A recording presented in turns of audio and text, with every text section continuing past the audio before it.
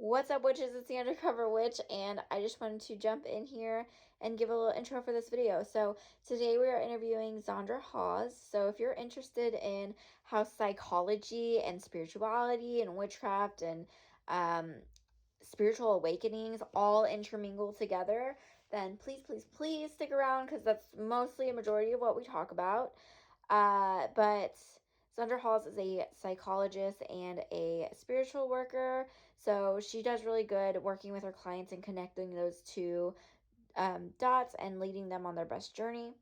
But that's what we do here. That's what we do on this channel. We talk about how to uh, take that spiritual world, that witchy world, and the psychic client world, and kind of apply it to our life, that real world life that often gets separated from everything else, and make sure that we're able to lead an example of what a holistic life can look like. So if you're interested in that, please like, subscribe, comment down below. If you're on Podbean and you're listening to the podcast, or you're on another provider and you're listening to the podcast, go check out my YouTube channel if you're interested in tarot readings, because I do each of the signs there, and I don't just do your sun sign. I cut it down and I go through your sun sign, your moon sign, and your rising sign on different weeks, so that you don't have to sit there questioning if this sun sign reading it applies to you, which parts apply to you, which parts don't. It cuts out all of that so there's no confusion. So y'all can go check that out. If you're on YouTube, thank y'all so much for listening to this episode. Please, if you're interested in witchcraft, spirituality, make sure you're listening in to those podcast episodes and these interviews. But real quick before we begin, I've already introduced Miss Xandra, but I just wanted to give y'all a little insight that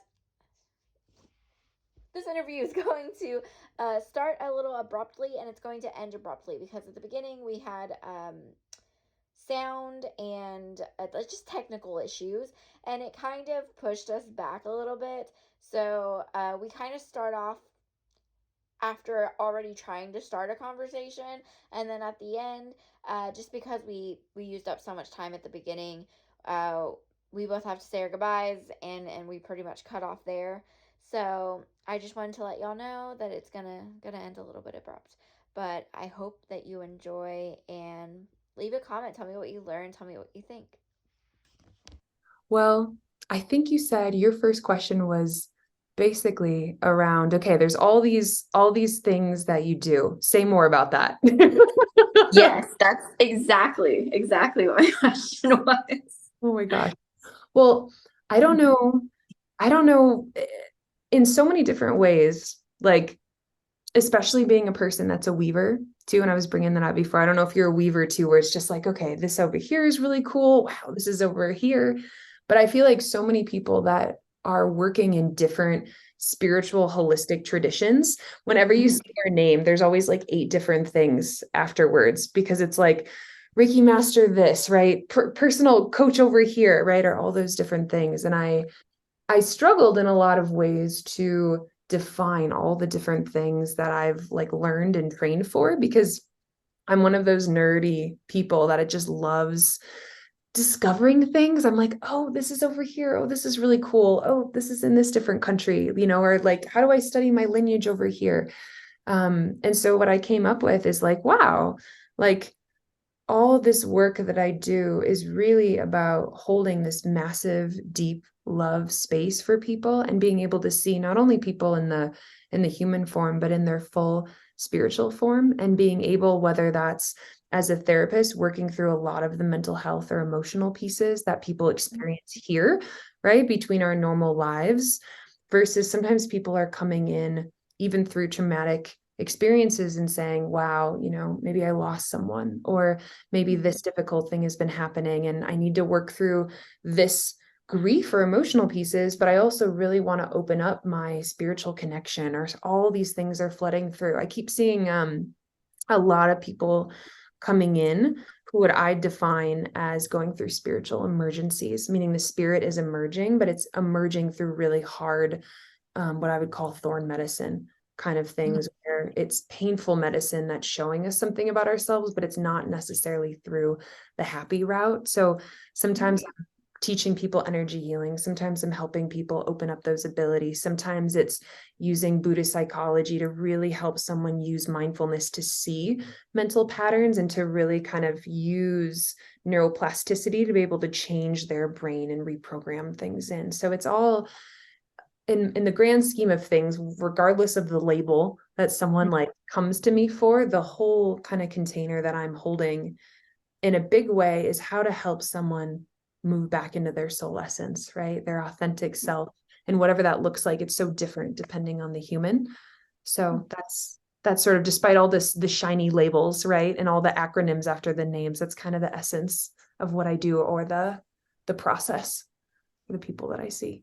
Yeah. That sounds Yeah. like Yeah. awesome, beautiful. Also, I am one of those people that I have my hand in like all the baskets. So I completely understand. Yes, definitely. But you mentioned the spiritual emergency, and I had a lot of questions about that, the spiritual emergency versus the mental health diagnosis.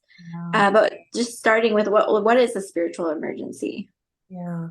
So I think our world, or like maybe we could say the Instagram world, right? Or like the popularizing of spirituality, the awakening or ascension is such a big word, right? And so people will say, I'm having a spiritual awakening, right? Or something in me is waking up and recognizing I'm more than just this body or my mind. Something's waking up and noticing that perhaps there's a spiritual aspect to the self, right? So that's sort of the general spiritual awakening. But a spiritual emergency, oftentimes the catalyst for the spirit emerging through, can feel really, really chaotic. And a lot of times there's a traumatic catalyst that's sort of the cause of it. It's not just like you walked through Barnes and Noble and all of a sudden there was a shiny book that just felt right, and you pick it up and you find tarot cards, or you go to a crystal shop and you hold one and it feels good, and it reflects something in you. That's sort of more of the milder form of the spiritual awakening. But a spiritual emergency can literally feel sometimes like a mental health episode. In a way, it can feel like mania.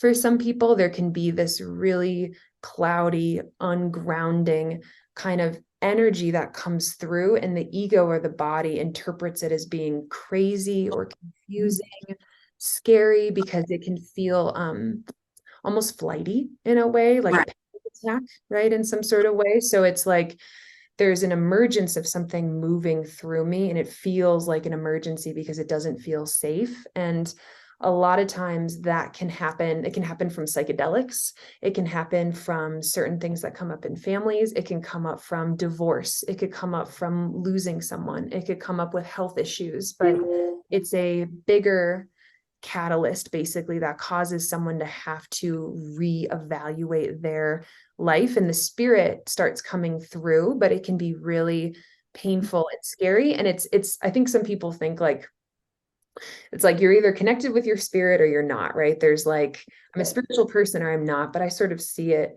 really, really on a full spectrum of your spirit emerging happens in different ways, right? Throughout our whole lives. It's just sometimes the spiritual emergency is the first big push where someone starts experiencing that energy. And again, it usually is through sometimes more difficult emotions, or the way that we're interpreting it causes really difficult emotions. Yeah. Right. I've heard this before too, that empaths aren't born, that they're made, I guess, through just different experiences, and often it's traumatic experiences as well.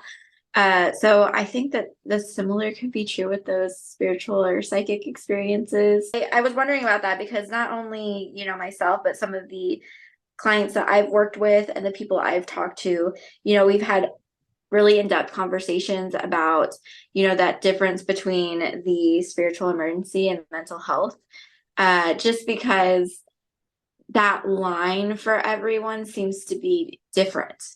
So I can talk to one person and they use spirituality for like manifestation and kind of like setting your environment pretty much as well. But then if you start including, like for me, I really, really like to meditate on, the life experiences I've had, the people that I've lost, etc. And so when I go into that and I start talking a little bit about that and how spirituality's helped me, then there's usually a like disconnect between me and those people of, well, that sounds like a mental health issue that's a counselor issue. So, but then there's other people that go even, further in that than I do. Um, so I just think that I guess the differentiation there was is interesting to go over. But have you, I guess when you're working with clients, do you come across that conversation a lot? Like the difference around, whew, like, is this the chicken, the egg kind of thing? Like, okay, did a mental health Right. issue happen and this Yes. is causing this? Yeah. Yeah. Yeah. Yeah. Well, I'm just appreciating your ability to hold both in a lot of ways too here, because it can get messy around like, oh, here's these really big human experiences that I'm having. And Mhm. there's another kind of counterculture, that most of us are aware of, where it's like, oh, that's spiritual bypassing, right? Or you're using spiritual energy to like not deal with your problems, right? There can be that kind of harsh energy sometimes, that there's some pieces to it, but I guess there's a lot of folks, especially right now. I see so many people that have these really tender experiences where they are, how do I say this? Maybe they're struggling with general anxiety, right? It's just like, whew, okay, I'm a sensitive person, whether that was programmed into me because of my family not being able to hold certain things. And so I had to have that sensitivity, right? Or maybe I'm just aware as a person. Maybe that person comes in and is like, well, in general, I've always had anxiety, right? I've always had this sort of flighty energy, struggled with panic attacks. Maybe they've been getting better. And then perhaps maybe that person's like, and, a few months ago, this beloved son of mine had a car accident and left the planet. And so now, because they left the planet, I not only am having anxiety attacks sort of in a way, but it's causing me to want to communicate with this person, because I didn't really think about where that person went. But all of a sudden, when I see a beautiful hawk in the sky, I just think of him. It's almost like he's right there. And that doesn't make sense to me. And so they're trying to make meaning and understanding, and yet there's this other piece that they're working on. And so it's all of this, I kind of call it a heart map. Like when I sit down with people, I'm like, okay, what is in the body and what is in the heart, and what are you wanting for yourself, and what is this bigger inner vision or inner knowing, or these big huge value-based questions around what would you love to bring in. And so a lot of times, even today before this, I had a couple consultation calls with people that are going through just such big souls, going through things. I just, sometimes it tears up, like how amazing Yeah. people, it's just, whew, but it's a lot of times I sit with people and I say, like, if we could literally paint a picture of where you would love to be, if you had permission to be there, right? Like what does that look like? And depending on what people say they would love to get rid of, and what people say they would like to bring in, and how they would want to connect with themselves, for me, it lets me know, like, okay, is this a skill-based thing around anxiety? Is this a mindfulness piece around being able to detach from that specific thought? And how does that skill of being able to witness anxiety and move into the prefrontal cortex part of the brain, where you can witness something without becoming it, Right. actually also help on a spiritual level? Because most of the time when people are opening up spiritual abilities, doubt just floods in, right? Doubt, fear, am I crazy? Am I making it up? All that stuff comes in. And again, if you have the skill to be able to see that kind of stuff without blending into it, you actually also help your intuitive development and to be able to watch things as well. So there's so many sweet overlaps for something that could be a mental health issue, that maybe could, this person experiences an emergence, right, of their spirit due to a traumatic thing. And yet there's a way to honor and work on both simultaneously. So the chicken and the egg piece, I feel like, is so different depending on the person. But I see a lot of times mental health issues being connected to spirit, because all people are truly wanting in the end is full authenticity. It's like the highest frequency, right? We can be at, is to be our authentic selves. And so if that means being more of our soul selves or our soul essence, I call it, or moving out old patterning or removing grief, we're all just moving towards that authenticity. Yeah. Right. Yeah. That makes complete sense to me. I love that. Yeah, because I've never really thought about it, about the, the chicken and the egg kind of scenario, but it is that. And oftentimes, I was just thinking about that this morning, because I don't know, I think a majority of my friends have some type of mental illness, and I think we just kind of flock together, that I almost forget that there's people that that can't relate to that life. Like, they can't relate to the anxiety. They can't relate to like the depression, or, I have like ADHD. They have no idea what that is like at all. So, I think that a lot of times or some people have like a different mental illness, so they can't relate to yours. So oftentimes it is like, are you sure this isn't causing that? And it's not that it's spiritual, or are you sure that, it's not something spiritual and you just need to take a second? Like, it's always back and forth. But I've never realized it's kind of like the chicken and the egg. You bring up such an important point, because people will be like, is this a spiritual thing I need to work on? Or do I literally just need to learn this particular technique? Right. And it'll sort of through. And you're right. It is tricky around like, okay, is this a spiritual? Like my partner, I don't remember how many months ago, but we were taking our dog for a walk, and he like tripped or something. And then like, he didn't feel any pain, but then like a few days later, his toes started hurting, and his mom is from Serbia. And she says that like the big toe is representative of like a family wound, an ancestral wound. And so him and I are like, okay, are you healing an ancestral wound? Right. But then we're also like going to the doctor, and they're like, maybe it's gout. And he's like, but I don't drink. So there's all of this energy. And then we finally went to a medical doctor, and he's like, yeah, you fractured your toe. And he's like, oh, it took like 3 people. But we went through this awesome spiritual process, right? Like, hey, maybe we should do a meditation to clear your, so it's like, it was the physical sort of piece there. Was there a spiritual component? We made it a spiritual component, and we also did some really good healing and some also laughter. So like a minor version of that, right? Of just like, how do we, what is this here? I know I tend to like take things, or I try to take things as they are. I mean, if it's something that I feel like is like in the physical, or I usually say like the physical world, but like if it's in that physical space, I'm like, okay, I'm gonna go get this checked. But also, I feel like something's happened in this area of my body. There's probably something spiritual going on too. I might as well knock it all out at once, right? Especially if it's something that continuously comes up. Like, I'm always having a problem with like my hands or something. Then I'm like, okay, there's something going on with this. So maybe it's, multiple injuries in one area, or like you just continuously feel bad for one thing or another. Like my partner will get like random like ear infections and things like that very often. So we're always talking about like clairaudience, because he experiences that, and like, okay, so like let's figure out how to like balance this out, because he is not as spiritual as I am. He's not into that world or anything, but he knows I am. Whenever we talk about things and we work together on stuff, I'm like, well, maybe this would be interesting to look at, because this is something that comes up over and over and over again, and they're not connected. They're not always connected to each other. So I do think it's important to, if you're interested in that spiritual side, and if that's something you believe in, I always preface with, if that's something that you believe in, then it's probably something you should look into as well. You shouldn't just go one route. You should explore the multiple and do what's best for you, pretty much. I love how you are with your partner with that. You're like, well, if you believe in this, or like, maybe let's look at it this way, the sweetness around holding both. Yeah.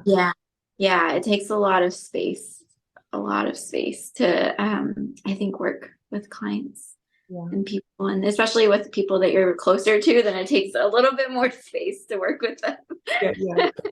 Right. But speaking of everything coming together, I wanted to talk about holistic healing. It's actually something that we talked about it in my class. I also teach pharmacy tech class. So I'm telling you, I did everything. My hands Everything. are I love it. and they were talking about herbs and like homeopathic remedies, and I was like, well, a lot, even in the medical field, a lot of holistic healing is done, and a lot of people don't think about that, but things like dietary needs, there's some hospitals where they are, pulling in Reiki practitioners and healers. There's mental health care, there's this whole world that I think people don't realize is kind of coming into this mainstream, um like medical care. And even with, especially dietary, I think that always gets me, is that even in if you're sitting and working in a hospital, we'll talk about dietary, and it's a very normal conversation, but it's always on to the side because it's not the pharmaceutical area. So there's like different split ups of everything. So I think more holistic healing happens than people know about. But I was just wondering, for you, how does that holistic healing come together? Absolutely. I'm thinking of, there's a really, really brilliant client that I work with right now, and she so psychic, so phenomenally, just this amazing energy healer, and she's a critical care nurse. Right. And so she sees really, really high levels of trauma and things like that. And she's bringing in, sometimes without even people or families knowing, lots of holistic care that maybe doesn't always come up in some of the industry. It depends on, right? It's hospital to hospital too, and insurance to insurance, where certain things are totally covered versus others. But sometimes there's a lot of folks considered more in the Western medicine world that are actually very holistic in themselves, even in the energy sort of that they bring. So I think on like a practitioner front, before I became a therapist, I have a graduate degree in holistic health studies, and most of my class were nurses. Actually, it was people that were like, "Hey, I want to bring more holistic health into this field. What does that look like?" And so I loved being able to weave with all these different practitioners, whether someone was in social work, whether it was in nursing, whether it was in chiropractic. There were all these people that were like, "Hey, I want to be able to bring." I want to be able to see the whole person, right? Holistic, mind, body, spirit, energy in. And so, right, sometimes it was around diet and things like that. Sometimes it was more so how people are showing up as a frequency as a practitioner. Like as a nurse, people were like, I don't know how to bring in the amount of healing energy that I would love to bring into my patients, because there are so many of them and I'm working so fast that I'm not actually in my rooted space. And so we would talk about how meaningful it is when you're working with someone that's really there and really present, how much greater the healing capacity is to be seen, sort of in a way too. So I think you're right about holistic on the diet front. I have a fantastic functional medicine doctor that I love, and she, comes in and does all the blood tests and does all of these different pieces, and then sends me amazing charts around like, hey, here is, magnesium citrate or citrate or whatever that would be really good for this. And then she's also like, hey, you got to do seed cycling for womb health. And I'm like, okay, well, what does that mean over here?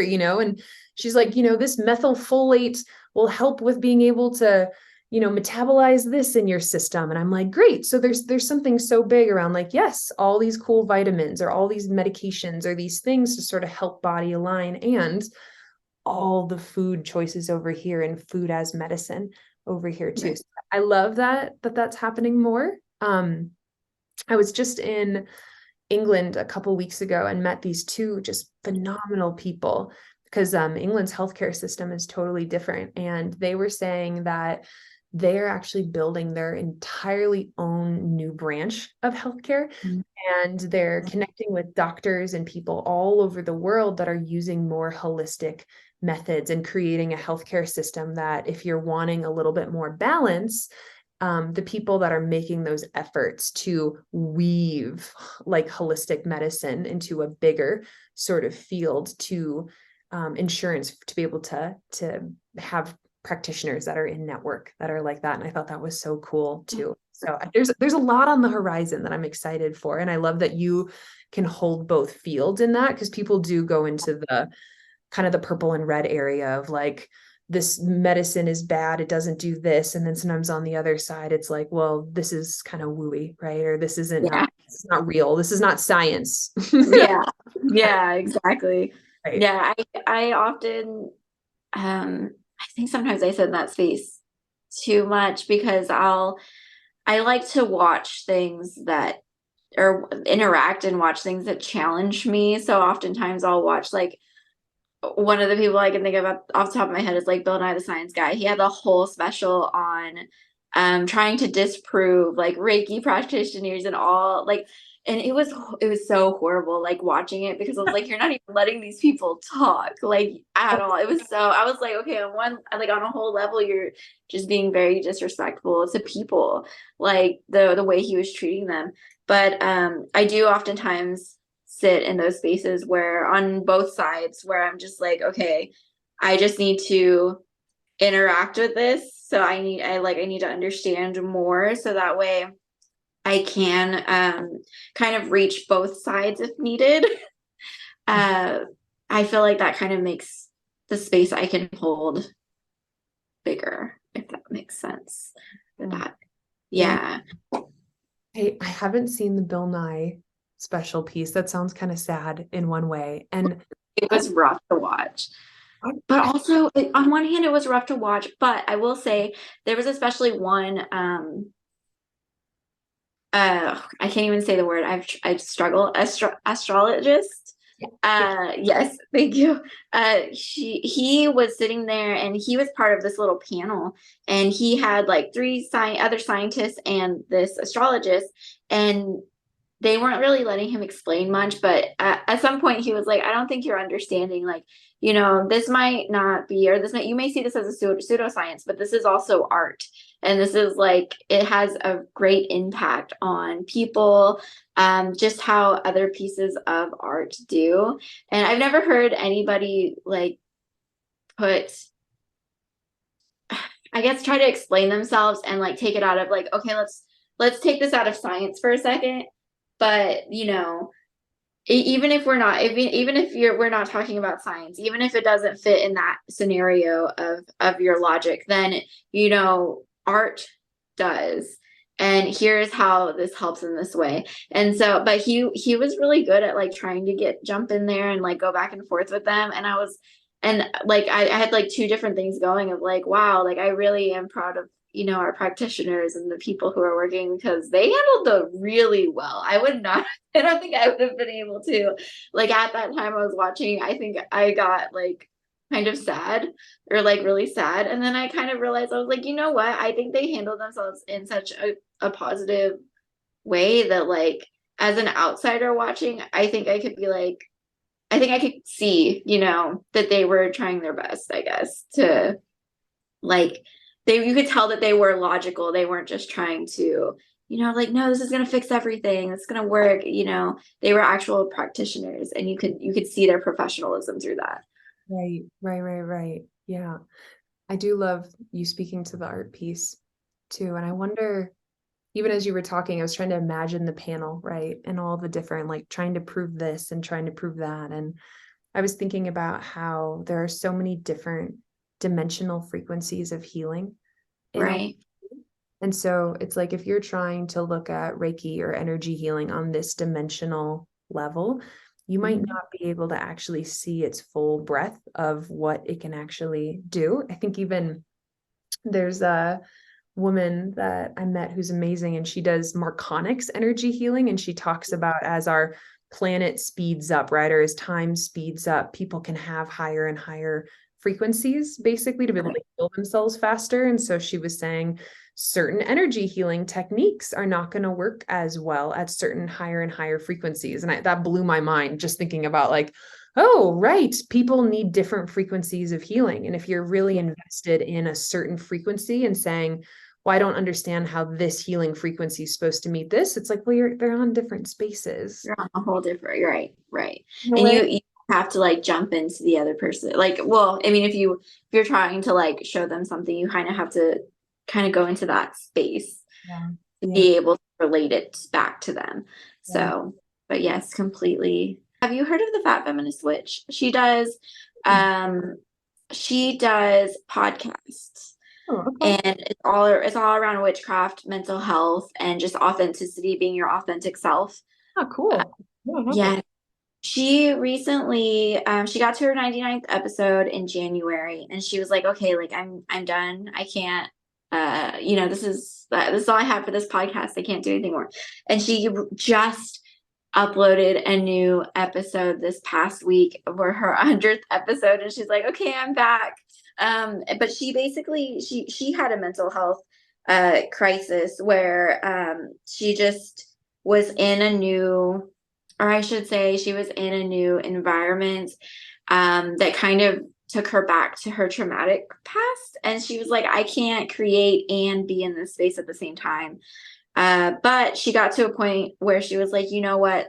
If I'm not creating, if I'm not working on this, then I feel like I'm just not living, and I have to survive living in this environment to be able to grow and get to where I need to. And also, the thing that is going to help me survive, which is, working with this podcast, working with my spirituality and what I already like to do, that's going to help me get ahead. So I was just wondering, you know, with, I guess, practicing with mental illness and having those restrictions where you're still in environments that can be toxic or not safe for us.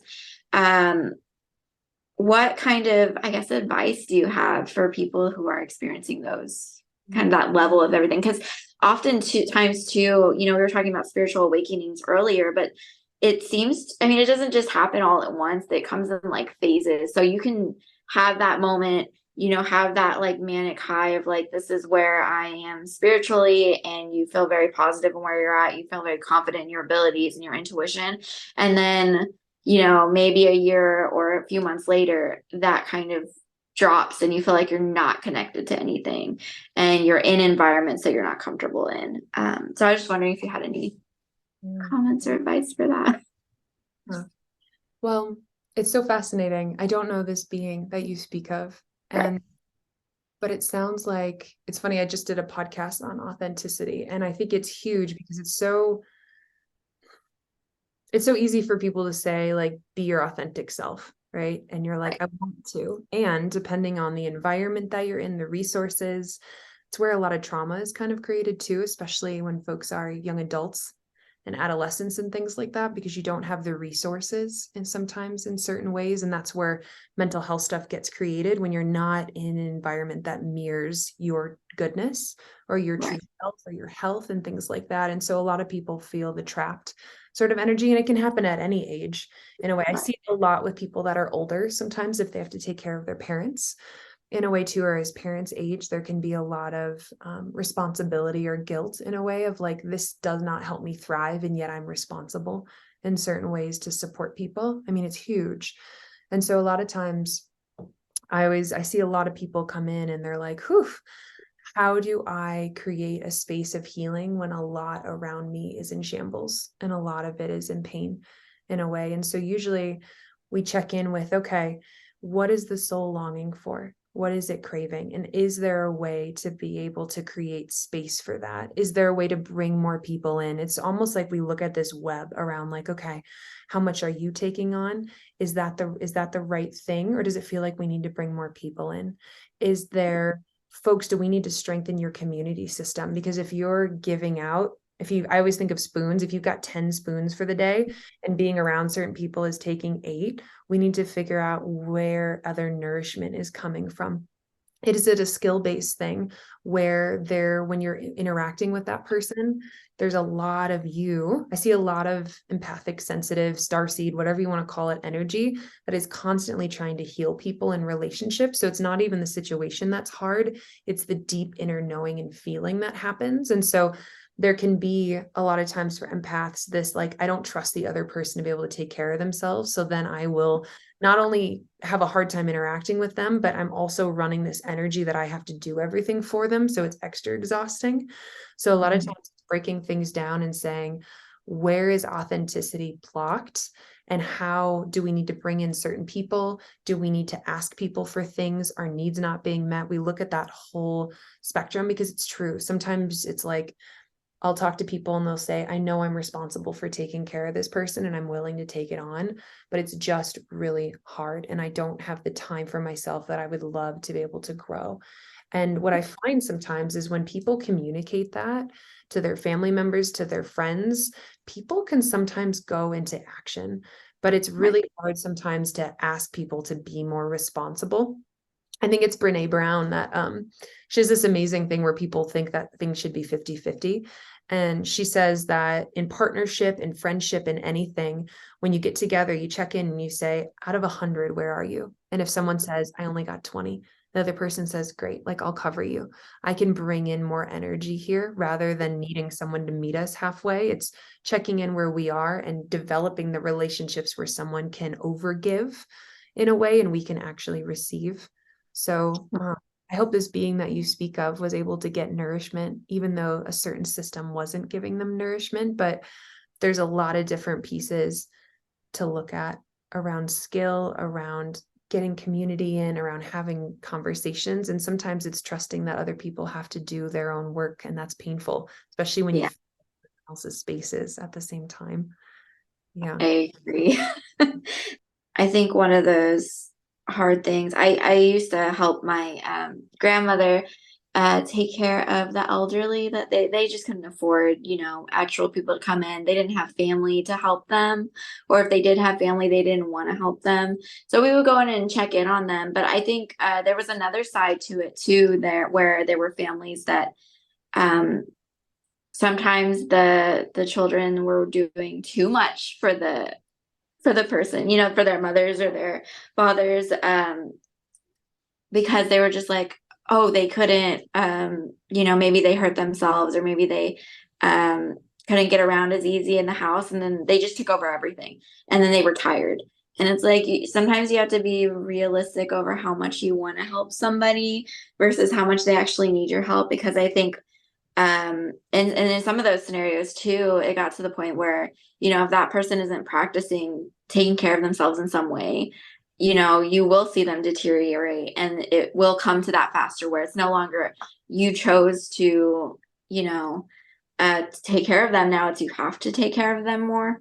So with things like that, I always think of that, because even in scenarios with friends or family, when it comes to like emotional support, or sometimes even like other ways you can help them, like monetary support, or I think a lot of empaths that I've worked with in the past, they'll go full force and try to help somebody and like with their every little need. And I'm like, whoa, whoa, whoa, whoa, whoa, hold on, sweetheart. Like you're doing too much.